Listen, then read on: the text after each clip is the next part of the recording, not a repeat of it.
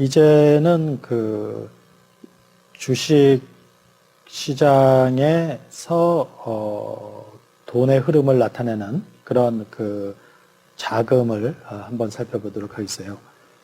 그래서 제일 그 먼저 얘기되는 게 이제 고객 예탁금이에요. 아까 그 주식 시세표에서도 고객 예탁금에 대한 얘기를 했지 않습니까?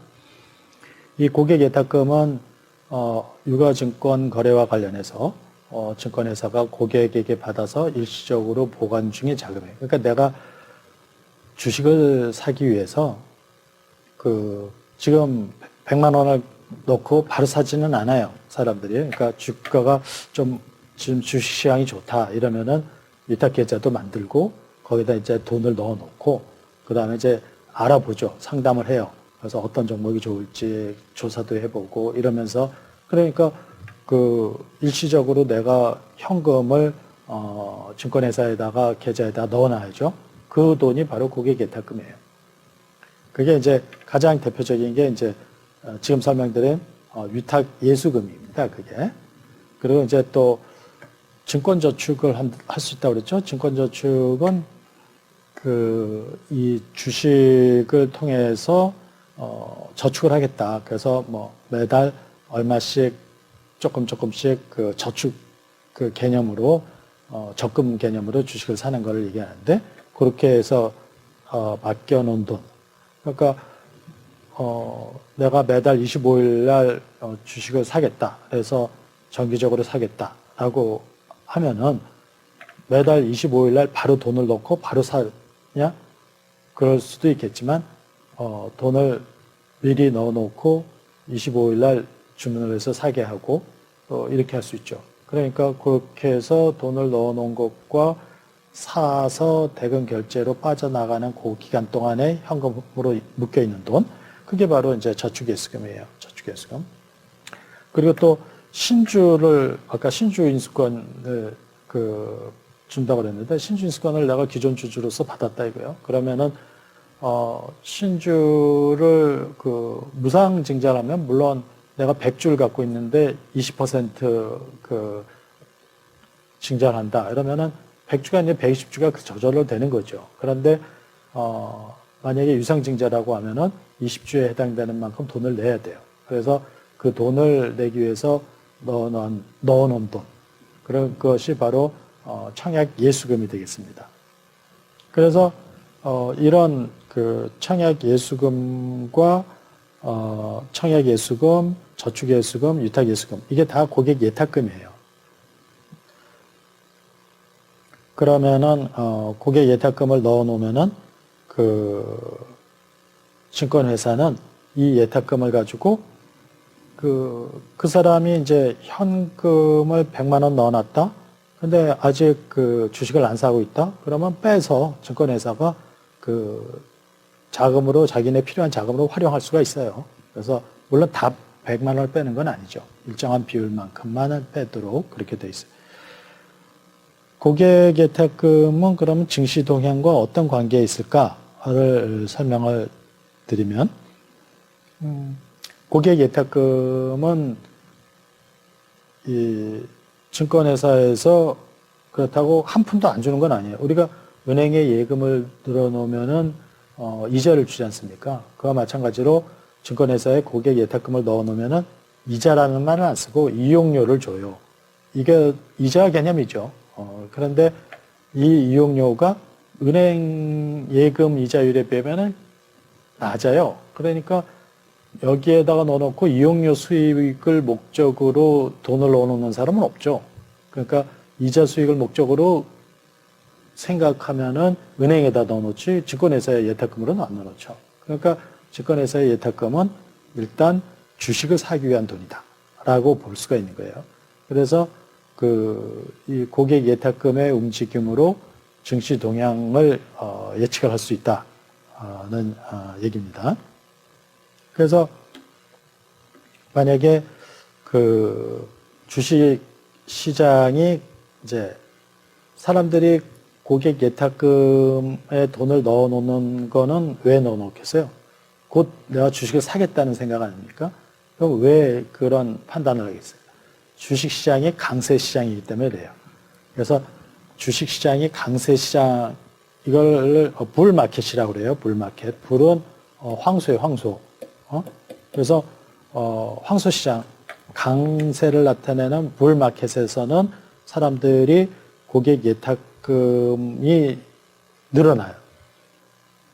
그러니까 우리 학교에 있는 전산소 앞에 있는 황소 동상 있죠. 그런 것이 굉장히 강한 상승세를 나타내는 거거든요. 그래서 그거를 황소 시장, 강세 시장의 상징으로 황소를 나타냅니다. 주식시장이 굉장히 좋으면은 여러분들도 그렇지 않겠어요? 주식가가 많이 오른다 지금 그러면은 주식시장에 관심을 많이 갖죠. 그러면서 약간 여유 자금이라도 생기면은 주식에 투자하려고 한단 말이에요. 그러면서 강세 시장에서는 고객 예탁금이 늘어나.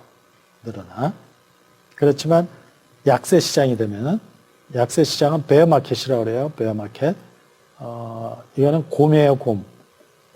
그러니까 시장을 나타내는, 증시를 나타내는 두 동물이 있는데 하나는 황소고 하나는 곰이에요. 그래서 베어마켓에서는 금리가, 주식가가 떨어져요. 그래서 이제 프랑크푸르트 이런데 증권 시장에 가보면은 황소 동상하고 곰 동상이 이렇게 크기가 비슷하게 같이 있어요. 근데 이제 뉴욕 월가에는 이제 황소 한 마리가 크게 있죠. 우리나라에도 황소하고 곰이 여의도 증권거래소에 있어요. 근데 이제 좀 주식시장이 좀 잘 되라고 곰은 좀 조그만 크기로, 그리고 황소는 큰 크기로 이렇게 만들어 놨더라고요. 한번 기회가 되면은 증권거래소 앞에 있는 그런 황소와 곰의 동상을 관심 있게 한번 살펴보세요. 그래서 약세 시장이 되면은 이제 주가가 먼저 하락을 하고, 그래갖고 이제 안 되겠다 이래가지고 사람들이 대체로 주식을 팔고 나갑니다. 그래서 고객 예탁금이 감소를 해요. 되게 우리가 이제 주식 시장이 떨어지면은 이제 사야 될 시기구나 이래가지고 돈이 들어와야 될 것 같잖아요. 그런데 사람들은 항상 오르면은 그때 관심을 갖고 돈을 넣어서 주식을 사고, 주가가 떨어지면은 팔고 돈을 빼요. 그리고 나가요. 그래서 일반적으로 그런 고객 예탁금의 움직임이 이래서 증시 동향을 나타내는 이제 지표가 된다고 그러죠. 그러니까 여기서 보면은 강세 시장이 예상이 되면은 고객 예탁금이 늘어나고 주가가 상승을 하고요. 약세 시장이 되면은 주가가 하락하고 고객 예탁금이 유출을 하게 됩니다. 반대로 위탁자 미수금이라는 게 있어요. 그러니까 이건 지금 다 그러니까 증권회사 입장에서요. 증권회사 입장에서 위탁자는 누구예요? 고객이잖아요. 그런데 고객에게서 받아야 될 돈, 그게 미수금이에요. 그래서 그럼 고객 예탁금, 고객 미수금이라고 하면 되지 왜 이렇게 하냐? 뭐 이름을 처음부터 그렇게 붙여서 시작을 했으니까. 그래서 위탁자 미수금이라고 하면은 고객에게서 받을 돈, 미수금, 아직 안 받은 돈 이런 거예요. 고객이 이제 주식거래와 관련해서 증권회사에 내야 될 돈이 있습니다. 그러니까 여기서 이제 위탁 매입에서 매수대금 중 미납분, 그게 뭐예요? 그러니까 우리가 100만 원어치 주문을 한다고 해도 40만 원만 있으면은 체결할 수 있다고 그랬죠. 그리고 3일자 가서 60만 원을 넣어도 된다고 그랬습니다. 그래서 그러면은 이게 월요일이에요. 월요일, 화요일, 수요일 이렇게 되면은 월요일 날 40만 원만 가지고 100만 원의 주문을 했으면은 수요일 날 60만 원을 넣어놔야 되잖아요. 요 60만 원을 넣어야 될 요 60만 원. 이게 바로 그 위탁자 미수금이에요. 그러니까 위탁 매입할 때의 매수대금 중에서 아직 안 낸 거. 또 신용거래에서 돈을 빌려서 주식을 사는 게 신용매수잖아요. 그럴 때에 돈을 빌려서 샀는데 아직 그 신용거래를 할 때는 그 이렇게 뭐 3일 만에 돈을 내야 되는 건 아니고요. 보름 이런 식으로 그 증권회사마다 그 저기가 있어요. 그래서 뭐 보름 그러니까 100만 원을 가지고 증권회사에서 빌려가지고 주식을 샀다. 그러면은 뭐 보름 후 또는 한 달 후, 일주일 후 돈을 그걸 갚아야 돼요. 그때 아직 못 갚은 돈, 그게 바로 위탁자 미수금이 되는 거죠. 그러니까 위탁자 미수금은 고객 예탁금과 반대의 성격이에요. 고객 예탁금은 고객이 맡겨놓은 돈이고 위탁자 미수금은 고객으로부터 받아야 될 돈. 그래서 위탁자 미수금과 증시 동향은 어떤 관계에 있는가를 보면은 증권회사가 만기가 되면 미수금 상환을 고객에게 통보합니다. 야, 너 그 돈 갚아야지 이렇게. 그리고도 만약에 갚지 않으면은 고객의 주식을 반대 매매를 한다고 그랬죠. 그래서 미수금을 회수하기 위해서 반대 매매를 하니까 주식이 팔리고 주가가 이제 떨어지는 거죠.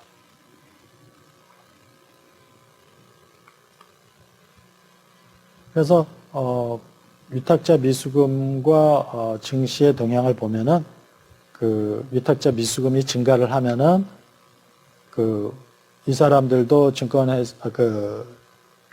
위탁자 미수금이 증가를 하면은 고객이 돈을 갚아야 되는 거 아닙니까? 그러니까 자기가 가지고 있는 돈을 주식을 매각을 해야죠. 매각을 해서 현금으로 갚아야 되니까. 그러니까 주가가 하락을 하게 되는 거예요. 그래서 위탁자 매수금의 그 증가는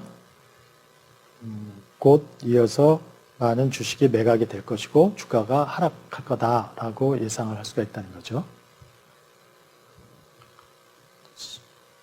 네, 그렇습니다.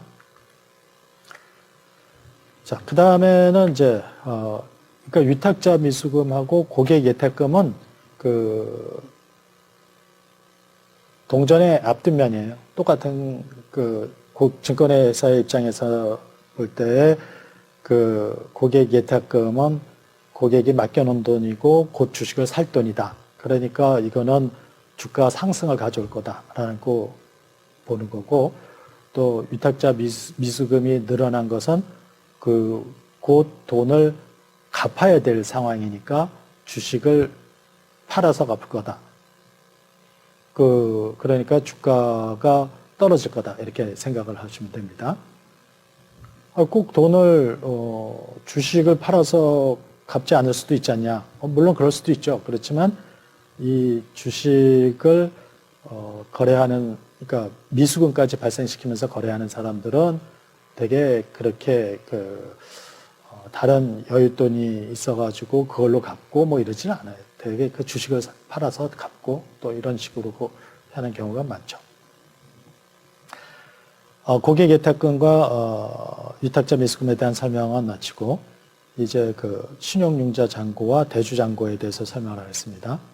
이것도 고객에게 증권회사가 부수적 업무로 신용 공유하는 거라고 그랬잖아요. 그럴 때 돈을 빌려주는 게 신용융자고 주식을 빌려주는 게 대주란 말이에요. 그래서 신용융자 잔고란 고객들이 증권회사로부터 융자받은 주식 매입 대금 중 아직 상환하지 않고 남아있는 잔액, 그게 신용융자 잔고예요. 그래서 고객들은 이렇게 빌린 대금에 대해서 증권회사가 자율적으로 정하는 금리에 따라서 빌린 기간에 대한 이자를 지급해야 됩니다. 그런데 이것은 이제 은행금리보다 높아요. 그러니까 은행금리 수준으로 돈을 빌려서 주식을 투자하지 않고 주식에서 증권회사에서 돈을 빌렸다? 그것은 거의 증권회사 주식에다가 올인하고 있는 사람들이죠. 신용융자 잔고가 있고요. 그 다음에 이제 신용융자 잔고와 그럼 증시 동향은 어떤 관계에 있을까를 생각을 해봅시다. 일단은 그 단기적으로 상승을 예상을 하고 있는 거예요, 이 사람들이. 고객이 왜 신용융자를 받아요? 곧 주가가 많이 오르는구나. 그러니까 곧 오를 거를 생각을 하고 증권회사에서 돈을 빌리는 거죠. 그러니까 신용융자 잔고가 늘어난다는 것은 투자자들이 그 미래의 증권시장을 강세시장으로 예상하고 있다는 거예요. 그러니까 일단 단기적으로는 주가 상승이 기대되는 거죠. 그런데 장기적으로 볼 때는 하락할 가능성이 높다 이거예요. 왜냐하면은 신용융자를 통해서 빌린 돈은 어떤 거는 짧게도 보름 이렇게 될 수도 있고, 또 금액에 따라서 어떤 경우는 또 3개월 몇 개월 동안에 사용할 수도 있어요. 그럴 때 그렇게 갖고 있다 보면은 나중에 만기가 됐을 때 신용융자를 갚아야 되는데 계속 주식을 갖고 있으면은 반대 거래로 없어질 수도 있잖아요. 그러니까 자기가 갖고 있는 것 중에서 당장 갚아야 될 돈만큼 주식을 팔아요. 그러니까 그 기간이 어느 정도 기간이 경과되고 난 다음에는 주식을 팔아서 현금화 시켜야 되니까 신용융자 잔고가 급상승하다 일정 수준에서 머물게 되면은 이게 이제 주가가 떨어지는가 보다 이렇게 생각을 해야 된다는 얘기죠.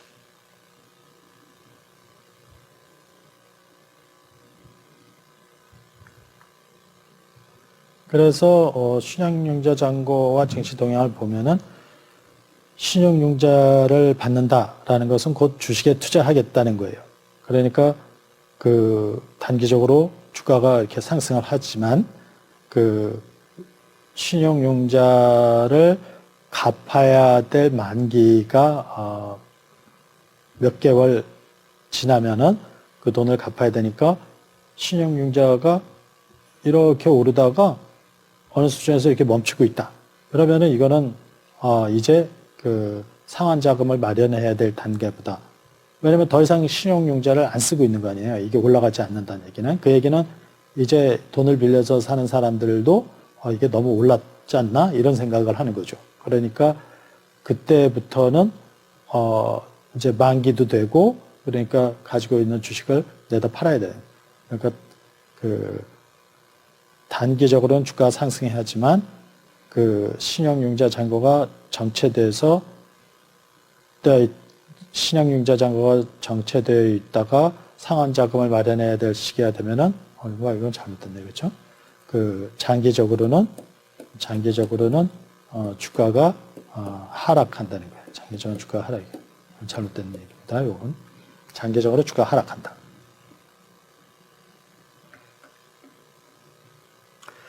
이번에는 이제 대주잔고에 대해서 얘기를 해볼까요? 대주잔고는 고객에게 주식을 빌려주는 거라고 그랬죠. 그것을 고객의 입장에서는 공매도 또는 공매 이렇게 얘기를 해요. 그래서 영어로는 이제 숏셀링 또는 숏세일 이란 말 써요. 그래서 이거는 공매예요. 영화 중에 여러분들이 볼 수 있는 영화 중에서 이제 빅숏이라는 영화 있어요. 빅숏. 그래서 이거는 크게 공매를 한다는 거예요.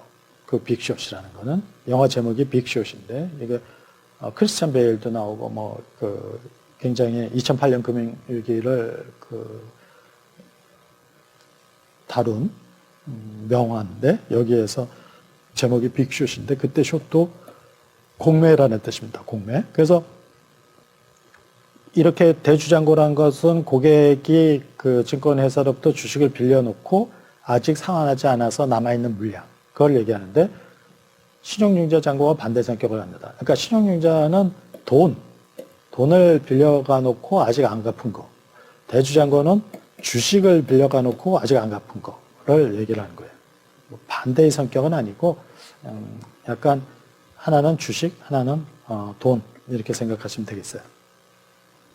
그래서 왜 공매를 하냐? 공매를 하는 것은 그 지금 가격에 주식을 내다 팔았다가 주가가 떨어지면은 그 주식을 싼 가격에 사가지고 주식으로 갚는 거 아닙니까? 그러니까 앞으로 주가가 하락할 것으로 예상되는 상황에서 공매를 하는 거죠. 그러니까 공매가 늘어나다는 것은 계속 단기적으로 주가가 하락한다는 것을 예측하고 있다는 뜻이에요. 그래서 단기적으로는 주가 하락이 예상이 되지만, 그렇지만 대주도 일정한 기간이 지나면은 그 똑같은 자기가 빌린 주식으로 갚아야 돼요. 그러니까 그 빌린 주식을 이제 사들여야 될 거 아닙니까? 그러니까 장기적으로 만기가 대주 만기가 되면은 신용 거래의 만기가 되면은 그 고객은 그 자기가 공매한 주식을 사서 증권회사에 갚아야 되니까 그때 되면은 결국 그 주식에 대한 수요가 늘어나면서 주가 상승의 가능성이 존재한다. 그러니까 장기적으로는 주가가 상승할 가능성이 있다라는 얘기입니다. 그래서 대주 잔고를 보면은 대주 잔고가 늘어나면은 약세 시장이 예상이 되는 거고, 그리고 단기적으로는 주가가 하락을 한다. 그렇지만 나중에는 주식을 매입을 해야 되기 때문에 주식을 매입해서 상환을 해야 되니까 주식에 대한 수요가 증가해서 장기적으로는 주가가 이렇게 상승을 하게 된다라는 겁니다. 그래서 대주잔고와 증시 동향의 관계를 설명을 했어요. 자, 이번에 우리가 뭐 봤습니까? 고객 예탁금, 유탁자 미수금, 그거 한 덩어리로 봤고, 그 다음에 또, 대주잔고하고 신용융제잔고, 그걸 이제 한 덩어리로 봤죠. 그 다음에 끝으로, 거래량과 거래대금 회전율, 이거를 이제 우리가 같이 연관해서 설명을 드리도록 하겠어요. 회전율이라는 것은, 뭡니까? 그거는 얼마나 거래가 활발하게 이루어졌느냐를 나타내는 게 회전율이에요. 그래서 어느 식당도 뭐 회전율이 높다라면은 손님들이 많이 다닌다는, 온다는 뜻이죠. 그래서 그런 경우에는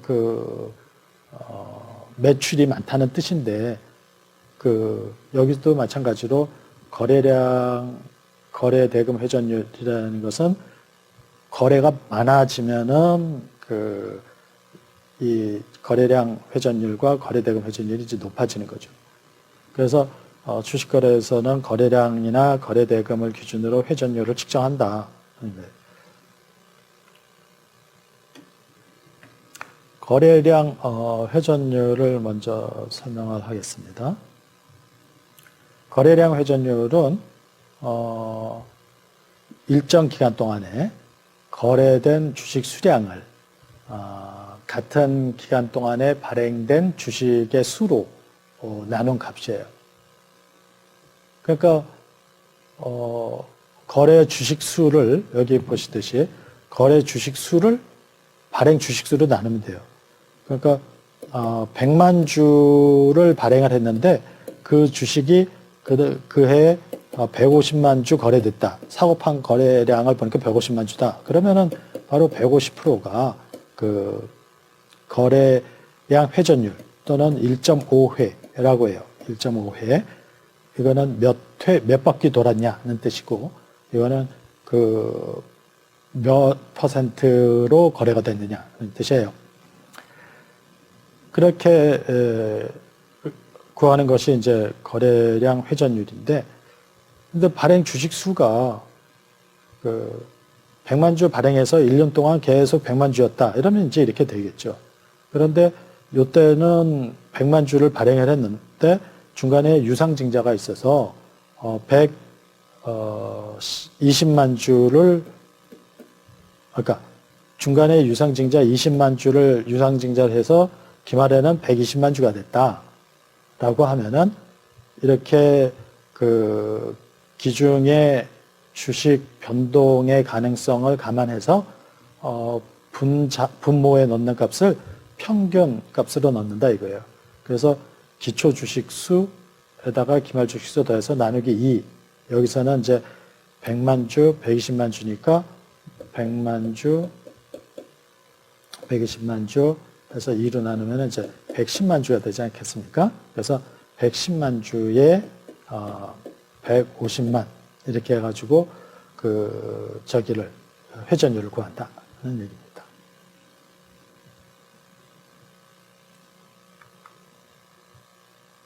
그래서 거래량 회전율 산출한 예를 봐요. 그래서 대증기업이 있는데 발행 주식수가 연초에는 100만 주였다가 연중에 40만 주를 추가 발행했대요. 그런데 그 1년 동안 대증기업의 주식 거래량은 180만 주였답니다. 그러면은 대증기업의 거래량 회전율은 얼마냐 이거예요. 그러니까 거래량이 180만 주라니까 180만 주를 발행 주식수로 나눠야죠. 그런데 발행 주식수가 기초에는 100만 주였고 기말에는 140만 주였으니까 평균으로는 120만 주다. 이렇게 해서 120만 주로 나누면은 이게 1.5회 또는 150%가 바로 거래량 회전율이 된다 이겁니다.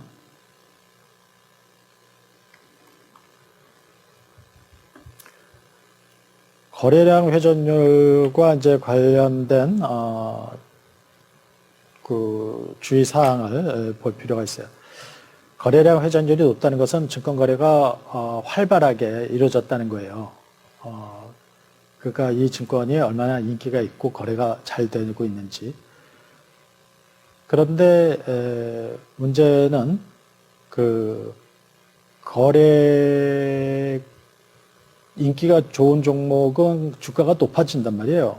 높아지다 보니까 고가주가 돼버려서 그 주식을 쉽게 사고 팔 수가 없게 된단 말이에요. 그래서 그걸 액면 분할을 한다 이거예요.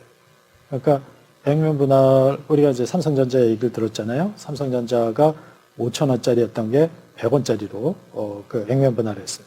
그러니까 50대 1로 분할을 했으니까 전에 한 주 거래된 게 이제 50주가 거래되는 거죠.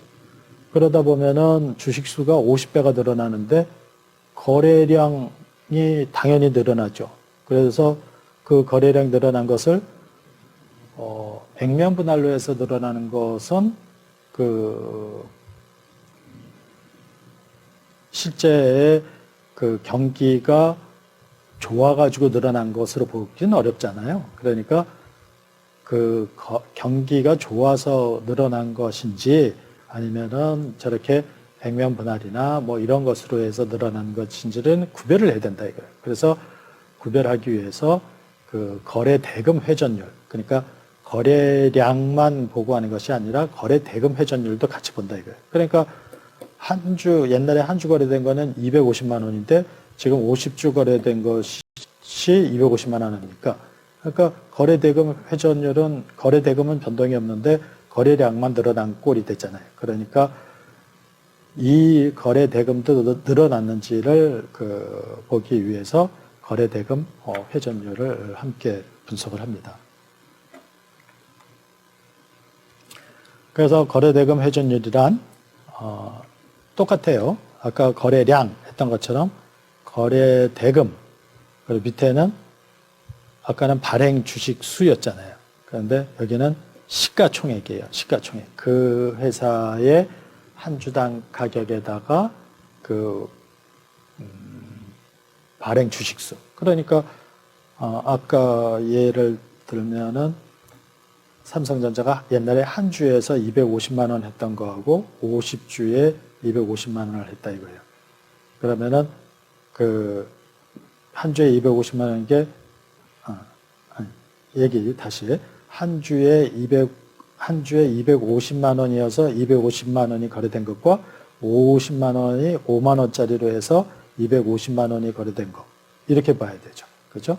그러니까 요게 발행 주식수고 요게 그 한 주당 가격이니까 요거 두 개를 곱한 것이 시가총액이 된 거죠. 요거에 두 개를. 그러면 시가총액으로는 똑같잖아요.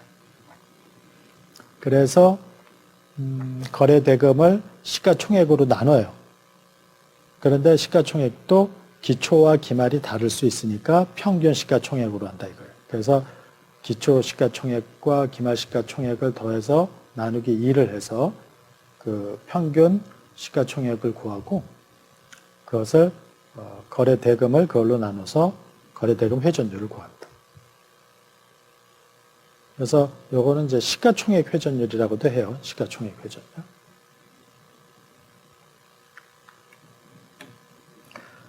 거래대금 회전율의 예를 봅시다. 아까 그 대진기업의 발행 주식수가 연초에 100만 주였는데 연중에 40만 주를 추가 발행했다고 그랬죠. 그런데 기초에는 주가가 8,000원이었고 기말에는 10,000원으로 올랐어요. 왜냐하면은 이 회사가 영업이 좋았어. 그래서 기초에는 8,000원이었는데 기말에 와서는 10,000원이 됐어요. 그런데 단기 중에 거래 대금은 242억 원이었대요. 그러면 대진기업의 그 거래 대금 회전율은 얼마냐 이거예요. 그러니까 기초 시가총액은 그 100만 주에 8,000원이었으니까 80억 원이 되는 거고요. 기말 시가총액은 연중에 40만 주를 발행했으니까 140만 주가 되고 주가도 10,000원이지 않습니까? 그래서 140억 원이다. 그래서 요 두 개를 평균을 내요. 그럼 110억이 되잖아요. 그런데 아까 주식 거래 대금은 242억 원이라고 했죠. 그러니까 242억 원을 110억으로 나누면은 2.2회 또는 220%가 되는 거죠.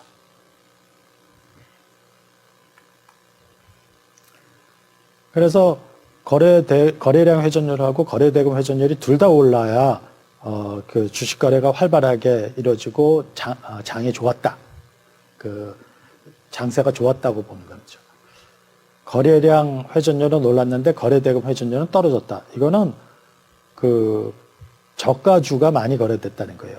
거래대금 회전율, 그 거래 시장 전체가 좋았다는 것보다는 싼 주식들이 많이 거래가 됐다는 뜻이에요. 그리고 거래량 회전율이 떨어지고 거래 대금 회전율은 올랐다. 이거는 고가주가, 그러니까 거래량 회전율이 낮아졌고 거래 대금 회전율이 높아졌다면은 고가주가 활발하게 거래됐다는 뜻입니다. 두 개가 다 오르면은 그 거래량이나 거래 대금이 다 늘어나서 주식 시황이 그 한 해는 아주 좋았다라고 보는 거죠. 둘 다 떨어지면은 나빠진 거고요. 자, 지금까지 한 내용을 좀 정리를 해봅시다. 첫 번째는 주식시장의 움직임은 이제 주가 변화로 파악이 돼요. 그런데 개별 주식시세는 장세는 주가 지수로 파악을 할 수가 있지만 우리가 이제 종목을 투자해야 되잖아요. 개별 종목을. 그러니까 그 개별 종목에 대한 주가 변화는 주식 시세표에서 가장 파악을 잘 할 수가 있다 이거예요. 그래서 주식 시세표에서 사용하는 용어나 그 기호를 설명을 했고요. 살펴봤고요. 그 주식 시세표는 주가 지수, 증시 자금 동향, 개별 종목의 시세 정보가 나타나 있다. 개별 종목의 시세 정보는 시작 가격, 최고 가격, 최저 가격, 종가, 끝난 가격. 그래서 시가, 고가, 저가, 종가 이렇게도 얘기를 하는데 그렇게 나타내고요. 그 다음에 그 가격이 상승했냐 하락했냐 그 하락폭 상승폭을 나타내는 거는 전일 종가 기준이에요. 전일 종가 기준. 전일 10,000원에 끝났어요. 오늘 11,000원에서 시작을 했어요. 최고 가격은 12,000원이었어요. 최저 가격은 9,500원이었어요. 아이고, 11,000원, 12,000원. 그리고 종가는 얼마라고 할까요? 1,500원이 됐어요. 그러면은 요 1,500원은 이날 시작 가격에서 500원 떨어졌다는 게 아니고 전일 종가 기준으로 500원 올랐다 이렇게 표시를 하는 거죠.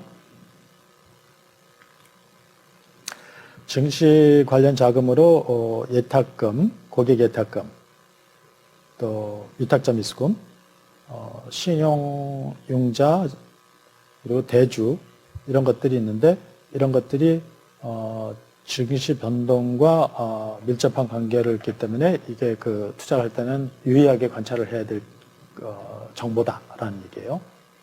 그래서 강세 시장이 예상되면은 예탁금이 증가하고 약세 시장이 예상되면은 대주가 증가합니다. 그거는 이제 그 장세와 직접 연관이 되는 거고 사후적으로 주식 시장이 얼마나 활발하게 거래되는가를 나타내는 지표로 거래량 회전율과 거래대금 회전율 이런 내용들을 살펴볼 수가 있습니다. 자, 다음 시간에는 7주차 강의에서 주가지수에 대해서 설명을 하겠습니다. 그러니까 주가지수가 여기서는 간단하게 설명했지만 사실 그 산출 과정이나 또 우리나라의 주가지수 체계 그리고 외국의 대표적인 주가지수들을 비교하면서 그 내용을 좀 더 깊이 있게 주가지수는 중요한 정보이기 때문에 더 자세하게 살펴보도록 하겠습니다. 자, 이것으로 그 6주차 본문 강의를 마치고 다음 시간에는 6주차 문제 중심 강의로 뵙겠습니다.